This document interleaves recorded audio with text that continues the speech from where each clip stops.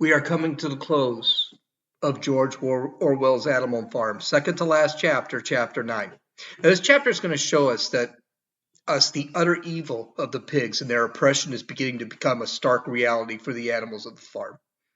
So, buckle up, enjoy. This is a bit of a longer chapter. This is Gene, and you're listening to Dumbasses Talking Politics. Hey, this is Gene. Hope you guys are having a great weekend. Here's our little Sunday event, Chapter 9 of George Orwell's Animal Farm. This is a long chapter, and I've got a ton to say about it. So let's not waste too much time, and let's get into it. Chapter 9, here we go. Boxer's split hoof was a long time in healing. They had started the rebuilding of the windmill the day after the victory celebrations were ended. Boxer refused to take even a day off work, and made it a point of honor not to let it be seen that he was in pain. In the evenings, he would admit privately to Clover that the hoof troubled him a great deal. Clover treated the hoof with poultices of herbs which she prepared by chewing them, and both she and Benjamin urged Boxer to work less hard. A horse's lungs do not last forever, she said to him. But Boxer would not listen. He had, he said, only one real ambition: to see the windmill well underway before he reached the age of retirement. At the beginning, when the laws of Animal Farm were first formulated, the retiring age had been fixed for horses and pigs at 12, for cows at 14, for dogs at 9, for sheep at 7, and for hens and geese at 5. Liberal old age pensions had been agreed upon. As yet no animal had actually retired on pension, but of late the subject had been discussed more and more. Now that the small field beyond the orchard had been set aside for barley, it was rumored that a corner of that large pasture was to be fenced off and turned into a grazing ground for superannuated animals. For a horse, it was said, the pension would be 5 pounds of corn a day and, in winter, 15 pounds of hay, with a carrot or possibly an apple on the public holidays. Boxer's 12th birthday was due in the late summer of the following year. This is just a flat-out lie. This is crap. There's no pension. There's no retirement age. There is no lush green pasture for those who are too old to work. It's all crap, and we're going to find out a little bit about this later. Let's continue. Meanwhile, life was hard. The winter was as cold as the last one had been, and the food was even shorter. Once again, all rations were reduced, except those for the pigs and the dogs. A too rigid equality in rations, Squealer explained, would have been contrary to the principles of animalism. In any case, he had no difficulty in proving to the other animals that they were not in reality short of food, whatever the appearances might be.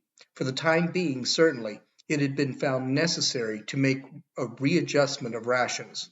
Squealer always spoke of it as a readjustment, never as a reduction. But in comparison with the days of Jones, the improvement was enormous.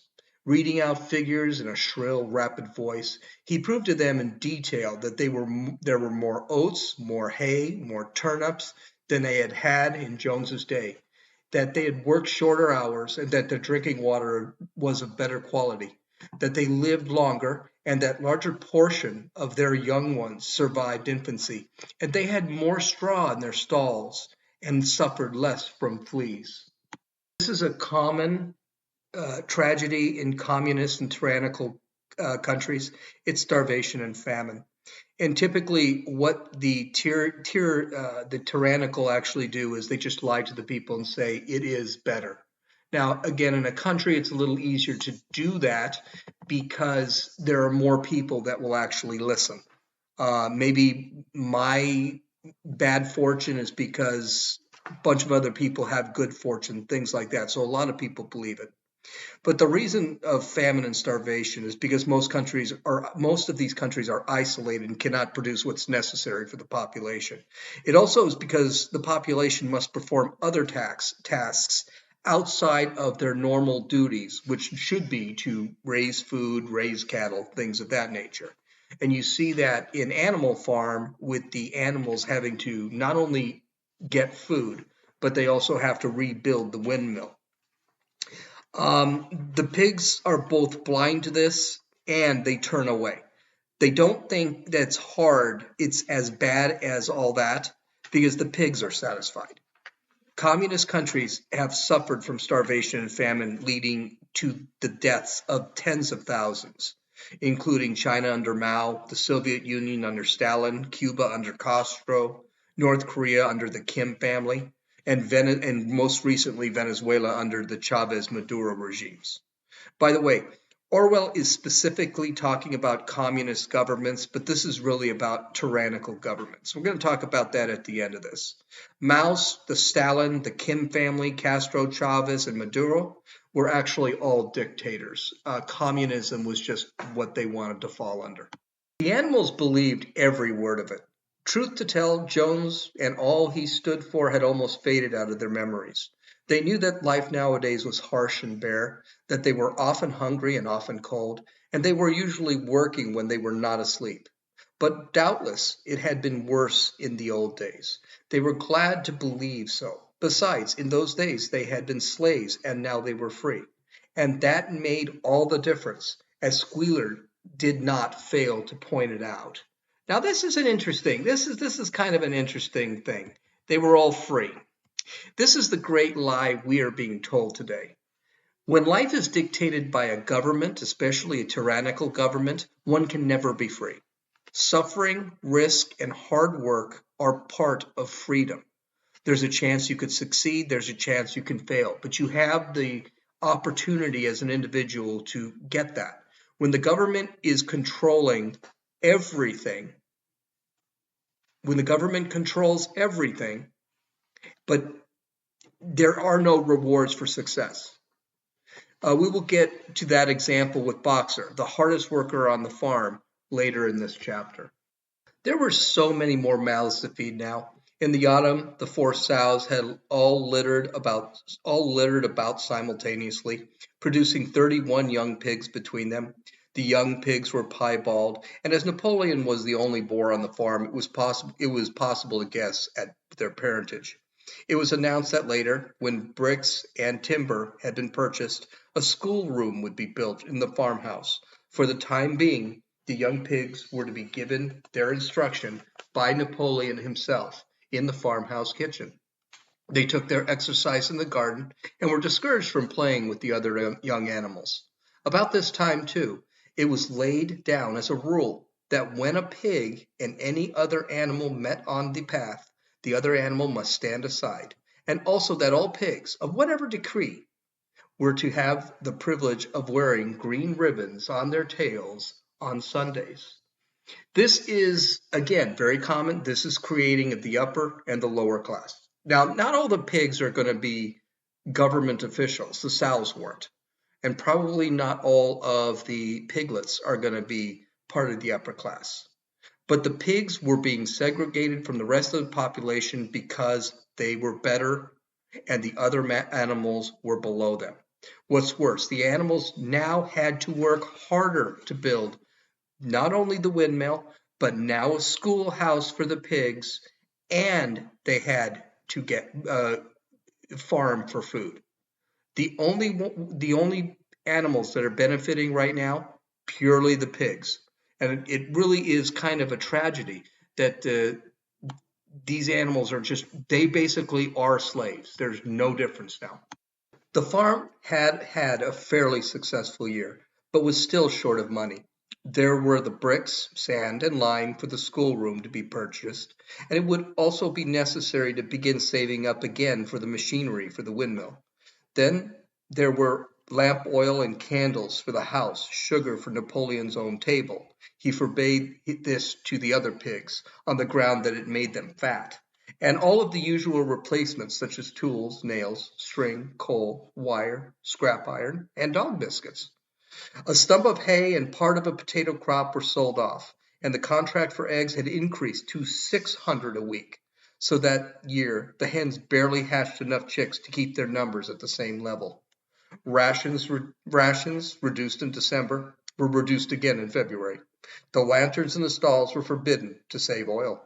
But the pigs seemed comfortable enough, and in fact were putting on weight, if anything. One afternoon in the late February of warm, rich, appetizing scent, such as animals had never smelt before, wafted itself across the yard from the little brew house, which had been disused in Jones's time, and which stood beyond the kitchen. Someone said it was the smell of cooking barley. The animals sniffed the air hungrily, and wondered whether a warm mash was being prepared for their supper. But no warm mash appeared, and on the following Sunday it was announced that from now onwards all barley would be reserved for the pigs. The field beyond the orchard had already been sown with barley, and the news soon leaked that every pig was now receiving a ration of a pint of beer daily and half a gallon for Napoleon himself, was always served to him, the Crown Derby soup tureen. Pure tone deafness by pig leadership. Or they just didn't care. With the animals starving and not enough food being grown, the pigs take up much needed fertile land to grow barley for their luxury of beer. Really kind of sad that happens. Okay, continuing on. But if there were hardships to be borne, they were partly offset by the fact that life nowadays had a greater dignity than it had had before. There were more songs, more speeches, more processions.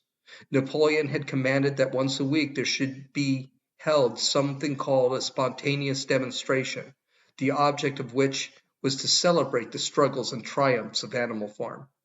At the appointed time, the animals would leave their work and march around the precincts of the farm in military formation, with the pigs leading, then the horses, then the cows, then the sheep, and then the poultry. The dogs flanked the procession, and at the head all marched Napoleon's black. At the head of all marched Napoleon's black cockerel, his rooster. Boxer and Clover always carried between them a green banner marked with the hoof and the horn and the caption, "Long live Comrade Napoleon." Afterwards there were recitations of poems composed in Napoleon's honor, and a speech by Squealer giving particulars of the latest increases in the productions of foodstuffs, and on occasion a shot was fired from the gun. The sheep were the greatest devotees of the spontaneous demonstrations, and if anyone complained, and few animals sometimes and as a few animals sometimes did when no pigs or dogs were near, that they wasted time and meant a lot of standing about in the cold, the sheep were sure to silence them with tremendous bleating of "four legs good, two legs bad." But by and large, the animals enjoyed these celebrations. They found it comforting to be reminded that, after all, they were truly their own masters, and that the work they did was for their own benefit. So that, what with the songs, the processions, Squealer's lists of figures, the thunder of the gun, the crowing of the cockerel, and the fluttering of the flag, they were able to forget that their bellies were empty, at least part of the time. This is a prime example of military parades that you see in governments. Now, typically, government leaders are military based. Lenin, kind of an example of a man that wasn't, but Stalin was a military leader. Castro was a military leader. The first Kim was actually a military leader. So what this has done is it's to instill pride for their citizens. It's also to instill respect from their citizens, the respect that we are a power.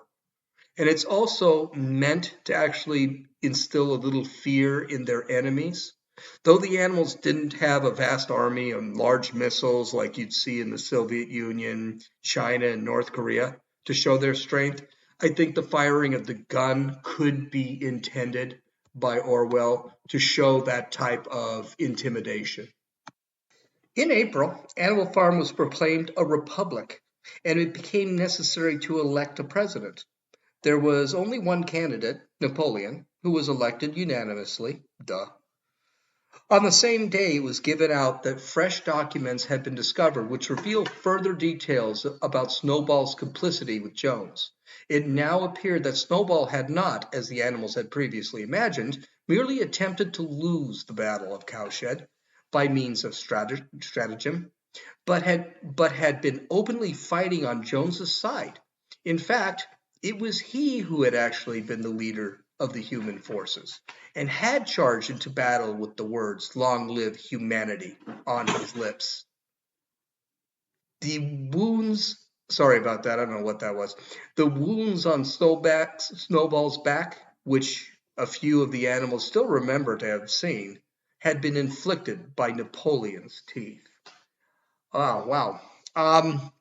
Do you ever notice that tyrannical governments, especially communist governments, but most dictatorships, whatever tyrannical government you look like, they always refer to themselves as a democracy or a democratic republic or a republic, even though they are clearly totalitarian, communists, or dictatorships. The Union of Soviet Socialist Republic, that's the Soviet Union. The People's Republic of North Korea, the People's Republic of China, the German Democratic Republic, that's East Germany, which was under the Soviet Union back in the 90s.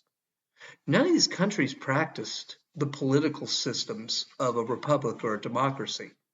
This was done just simply to confuse. That's all it was. Also, we see the continual erosion of history. I mean, now Snowball has gone and become completely vilified. This is going to need to be continued by Napoleon because his people are suffering, his people are slaves, and he must continue the idea with that us and them mentality, that revolutionary mentality. That's one of the reasons to actually run the parades in the first place. Continue. In the middle of summer, Moses, the raven, suddenly reappeared on the farm after an absence of several years. He was quite unchanged, still did no work, and talked in the same strain as ever about Sugar Candy Mountain. Remember, that's that animal's version of heaven. He would perch on a stump, flap his black wings, and talk by the hour to anyone who would listen. Up there, comrades, he would say solemnly, pointing to the sky with his large black beak. Up there, just on the other side of the dark cloud that you see, there it lies, Sugar Candy Mountain, that happy country where we poor animals shall rest forever from our labors. He even claimed to have been there on one of his higher flights, and to have seen the everlasting fields of clover and linseed cake and lump sugar growing on the hedges. Many of the animals believed him. Their lives, now, they reasoned, were hungry and laborious. Was it not right and just that a better world should exist somewhere else? A thing that was difficult to determine was the attitude of the pigs towards Moses. They all declared contemptuously that his stories about Sugar Candy Mountain were lies, and yet they allowed him to remain on the farm, not working, with an allowance of a gill of beer per day. This metaphor is actually pretty obvious. Moses represents the Moses from the Old Testament who led the Jews out of slavery from the Egyptians and to the Promised Land. This could be a rebuke at the rejection of animals for disavowing their God, or God in uppercase or lowercase, for the promises of earthly material things, also known as utopia, heaven and earth.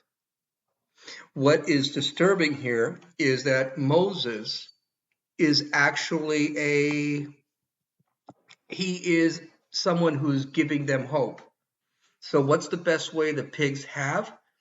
Actually making Moses tell them there is no sugar candy field and disavowing God, that would not work. So what did they do? They paid him off with beer. It's really a very cynical look. Now, I'm not sure I like that Orwell added this metaphor into this book. I like the fact that he shows the corruption and how I'm not really sure where he went with this. I mean, I understand he was showing the corruption of other animals. As far as I'm concerned, it's too little too late. And it's not something, the sugar candy fields has not been something he brought up since the beginning of the book. Not to mention, it was very little to do with the conclusion of the book, outside of showing the corruption that the pigs are doing to keep the people or the animals calm on the farm. It's almost as if Orwell wanted to add basically another page to his book. So I'm not completely sure I liked him adding to this. It just didn't really bring a lot. If if the pigs had made major efforts to dismiss sugar candy field and to actually ban the belief in sugar candy field, that might have been something, because that's what happened. That's what happens with Marx. That's what happened with Lenin. That's what happens with the Kim family in North Korea. I can get that, but I just have a real hard time seeing why that's actually in this book. Now we're going to go through quite a bit of reading before we get to our next commentary. But this is big. This is actually pretty important. So listen up and enjoy. At least you don't have to hear me rattle on about something. After his hoof had healed up, Boxer worked harder than ever. Indeed, all the animals worked like slaves that year. Apart from the regular work of the farm and the rebuilding of the windmill, there was the schoolhouse for the young pigs, which was started in March. Sometimes the long hours on insufficient food were hard to bear, but Boxer never faltered. In nothing that he said or did was there any sign that his strength was not what it had been. It was only his appearance that was a little altered. His hide was less shiny than it had used to be, and his great haunches seemed to have shrunken. The others said, "Boxer will pick up when the spring grass comes." But the spring came, and Boxer grew no fatter. Sometimes on the slope leading to the top of the quarry, when he braced his muscles against the weight of some vast boulder, it seemed that nothing kept him on his feet except the will to continue. At such times his lips were seen to form the words, "I will work harder." He had no voice left. Once again Clover and Benjamin warned him to take care of his health, but Boxer paid no attention. His 12th birthday was approaching. He did not care what happened so long as a good food store of stone was accumulated before he went on his pension. Late one evening in the summer, a sudden rumor ran around the farm that something had happened to Boxer. He had gone out alone to drag a load of stone down to the windmill, and sure enough the rumor was true. A few minutes later 2 pigeons came racing in with news. "Boxer has fallen. He's lying on the side and can't get up." About half the animals on the farm rushed out to the knoll where the windmill stood. There lay Boxer, between the shafts of the cart, his neck stretched out, unable to even raise his head. His eyes were glazed, his sides matted with sweat. A thin stream of blood trickled out of his mouth. Clover dropped to her knees at the side of Boxer. "Boxer," she cried, "how are you?" "It is my lung," said Boxer in a weak voice. "It does not matter. I think you will be able to finish the windmill without me. There is a pretty good store of stone accumulated. I had only another month to go in any case. To tell you the truth, I had been looking forward to my retirement, and perhaps, as Benjamin is growing old too, they will let him retire at the same time and be a companion to me." "We must get help at once," said Clover. "Run, somebody, and tell Squealer what has happened." All the other animals immediately raced back to the farmhouse to give Squealer the news. Only Clover remained, and Benjamin, who lay down at Boxer's side, and without speaking, kept the flies off of him with his long tail. After about a quarter of an hour, Squealer appeared, full of sympathy and concern. Mind you, just a quick comment.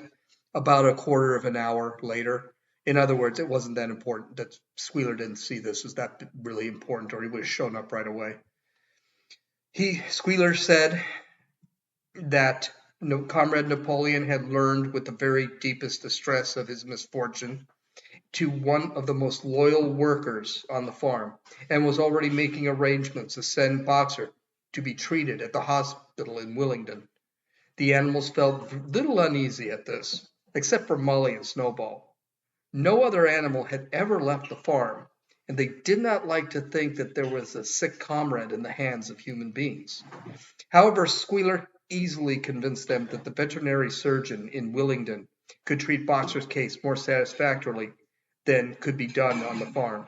And about a half hour later, when Boxer was somewhat recovered, he was with difficulty got on his feet and managed to limp back to his stall, where Clover and Benjamin had prepared a good bed of straw for him. For the next 2 days Boxer remained in his stall. The pigs had sent out a large bottle of pink medicine, which they had found in the medicine chest in the bathroom, and Clover administered it to Boxer twice a day after meals. In the evening, she lay in the stall and talked to him, while Benjamin kept the flies off of him. Boxer professed not to be sorry for what had happened. If he made a good recovery, he might expect to live another 3 years, and he looked forward to the peaceful days that he would spend in the corner of the big pasture. It would be the first time that he had had leisure to study and improve his mind. He intended, he said, to devote the rest of his life to learning the remaining 22 letters of the alphabet. However, Benjamin and Clover could only be with Boxer after working hours, and it was in the middle of the day when the van came to take him away. The animals were all at work weeding turnips under the supervision of a pig, when they were astonished to see Benjamin come galloping from the direction of the farm building, braying at the top of his voice. It was the first time that they had ever seen Benjamin excited. Indeed, it was the first time that anyone had ever seen him gallop. "Quick, quick!" he shouted. "Come at once. They're taking Boxer away." Without waiting for orders from the pig, the animals broke off work and raced back to the farm buildings. Sure enough, there in the yard, a large closed van, drawn by two horses, was with lettering on the side, and a sly-looking man in a low-crowned bowler hat sitting in the driver's seat. And Boxer's stall was empty.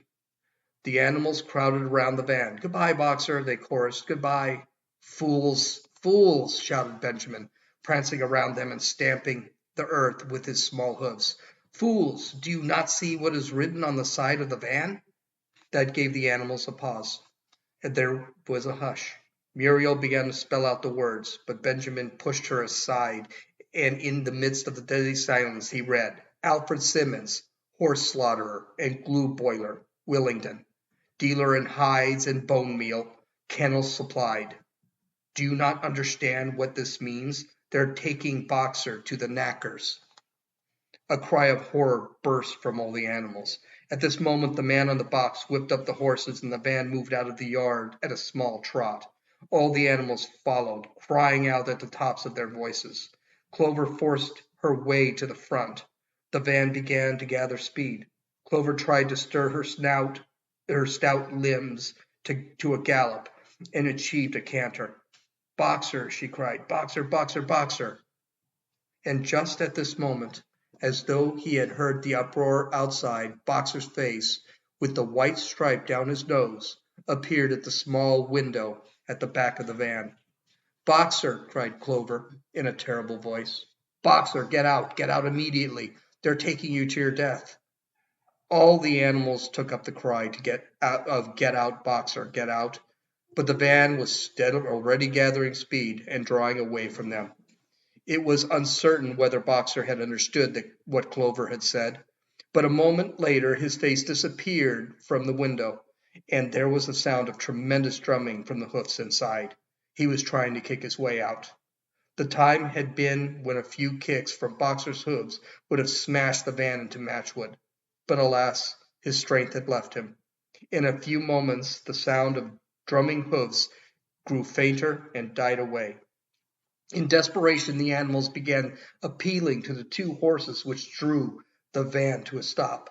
"Comrades, comrades," they shouted, "don't take your own brother to his death." But the stupid brutes, too ignorant to realize what was happening, merely set back their ears and quickened their pace. Boxer's face did not reappear in the window. Too late. Someone thought of racing ahead and shutting the 5-barred gate, but in another moment the van was through it and rapidly disappearing down the road. Boxer was never seen again. This is probably the second most powerful scene in the entire book. Boxer was a devout follower, almost a religious follower. This might explain the religious context with Moses a little bit earlier. But when his value to the collective ran its course, he was banished, and his body, which had 3 years left of life, was used to profit the farm, leading to his death. See, the collective only sees people as commodities that are there to serve the collective. When the commodity cannot provide for the collective, it's cast away. To the tyrannical, To the tyrannical collective, in this case communism, people are things that can be discarded. And age is not an excuse to value. 3 days later, it was announced that he had died in the hospital at Willingdon, in spite of receiving every attention a horse could have. Squealer came to announce the news to the others. He had, he said, been presented during Boxer's last hours. It was the most affecting sight I have ever seen, said Squealer, lifting his trotter and wiping away a tear. I was at his bedside at the very last, and at the end, almost too weak to speak, he whispered in my ear that his sole sorrow was to have to pass on before the windmill was finished. Forward, comrades, he whispered. Forward in the name of the rebellion. Long live Animal Farm. Long live Comrade Napoleon. Napoleon is always right. Those were his last words, comrades. Here Squealer's demeanor suddenly changed. He fell silent for a moment, and his little eyes darted suspicious glances from side to side before he proceeded. It had come to his knowledge, he said, that a foolish and wicked rumor had been circulated at the time of Boxer's removal. Some of the animals had noticed that the van which took Boxer away was marked horse slaughterer, and had actually jumped to the conclusion that Boxer was being sent to the knackers. It was almost unbelievable, said Squealer, that any animal could be so stupid. Surely, he cried indignantly, whisking his tail and skipping from side to side, surely they knew their beloved leader, Comrade Napoleon, better than that. But the explanation was really quite simple. The van had previously been the property of a knacker, and had been bought by the veterinary surgeon, who had not yet painted the old name out. That was how the mistake had risen. The animals were enormously relieved to hear this. How many of you actually think the animals believe this bullshit now? And when Squealer went on to give further graphic details of Boxer's deathbed, the admirable care he had received, and the expensive medicines for which Napoleon had paid without thought as to the cost, their last doubts disappeared, and the sorrow that they felt for their comrade's death was tempered by the thought that at least he had died happy. Napoleon himself appeared at the meeting on the following Sunday morning and pronounced a short oration in Boxer's honor. It had not been possible, he said, to bring back the lamented comrade's remains for interment on the farm, but he had ordered a large wreath to be made from the laurels of the farmhouse garden and sent down to be replaced on Boxer's grave. And in a few days' time the pigs intended to hold a memorial banquet in Boxer's honor. Napoleon ended his speech with a reminder of Boxer's two favorite maxims: I will work harder, and Comrade Napoleon is always right. Maxims, he said, which every animal would do well to adopt. Just a little FYI if you didn't get it, that was a threat. A warning, all dissenters will face the lash, the gulag, or the guillotine. Let's carry this to the end now. On the day appointed for the banquet, a grocer's van drove up from Willingdon and delivered a large wooden crate at the farmhouse. That night there was a sound of uproarious singing, which was followed by what sounded like a violent quarrel and ended at about 11 o'clock with tremendous crash of glass. No one stirred in the farmhouse before noon on the following day, and the word went around that from somewhere or other the pigs had acquired the money to buy themselves another case of whiskey. The cruelty of the pigs just cannot be, you cannot even understand. And by the way, Stalin used to do this. There's a great movie, and it's actually quite accurate, called The Death of Stalin. And Stalin, with his Politburo, would actually, and Politburo was made up of 5 or 6 guys, would actually get together every night and party. And one of the Politburo members was a guy named Beria.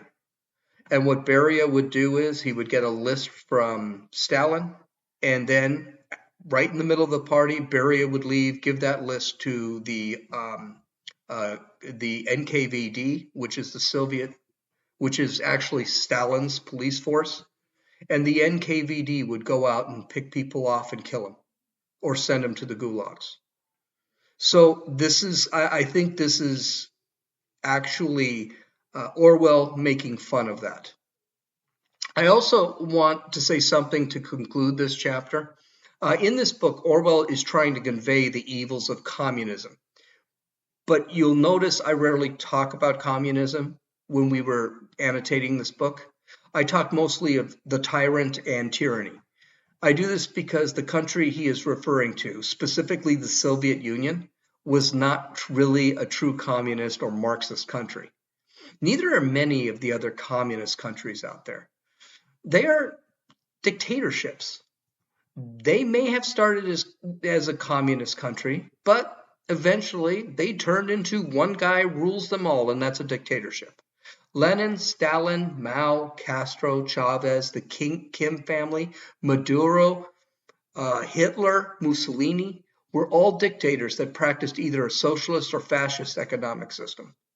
They were no different than open dictators like Bashir al-Assad in Syria, or Ferdinand Marcos in the Philippines, Napoleon in France, or Genghis Khan in Mongolia. There's no difference.